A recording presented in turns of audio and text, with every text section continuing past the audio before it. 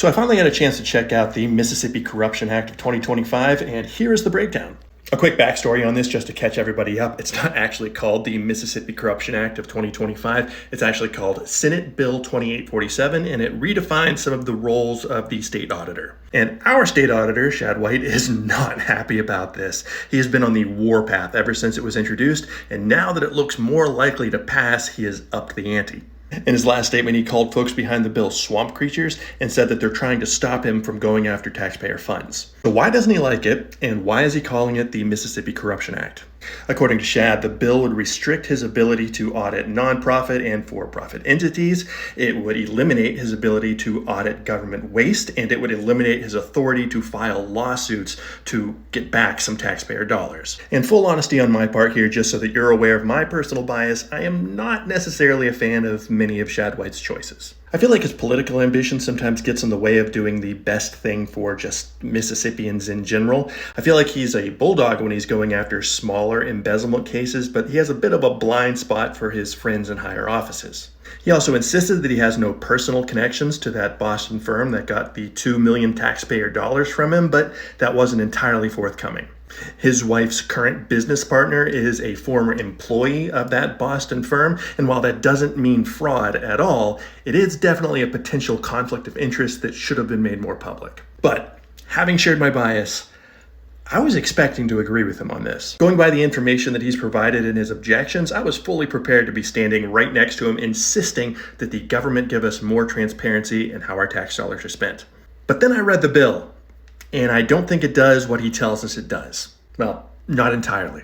It's another mind-numbingly dense bill, so there is a good chance that maybe I misunderstood something in this, but based on my best understanding of the wording, this is what it actually does. First, the bill does not remove the ability to audit businesses. In fact, it requires that if a nonprofit receives over $10 million in state funds, it has to be audited. It also just makes it an option to audit any nonprofit receiving less than $10 million if the state auditor so desires. Number two, it does not restrict him from going after government waste. In fact, it tells him he has to. But it does say that if he's going to hire an outside firm for any price more than $1 million, like the Boston consulting firm who he paid $2 million taxpayer dollars, he just has to get approval from the state first. Also, if he does bring in a company to do those audits, they have to focus on finance only. In other words, he's not allowed to use them for broader issues or to analyze the performances of other elected officials. Basically, the bill just says, stick to the numbers. The one thing he is right about is that it does restrict his ability to file lawsuits to recover funds. If he finds something that's illegal, he's supposed to hand that over to the Attorney General, and then they file the lawsuit. He can also hand anything he wants over to the FBI so that they can go after it. He just can't pursue it himself. Which makes sense to me because lately there have been a lot of expensive lawsuits coming out of that office, and I'm not entirely sure all of them are warranted.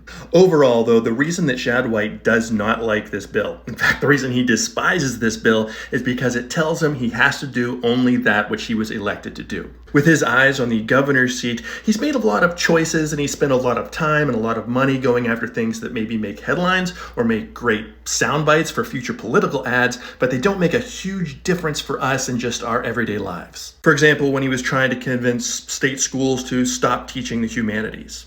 The Mississippi Corruption Act is a dishonest name for what this bill actually is. It doesn't allow any additional corruption that isn't already allowed by our current system. Instead, the bill prevents a state auditor from abusing the position for their own personal and political gain.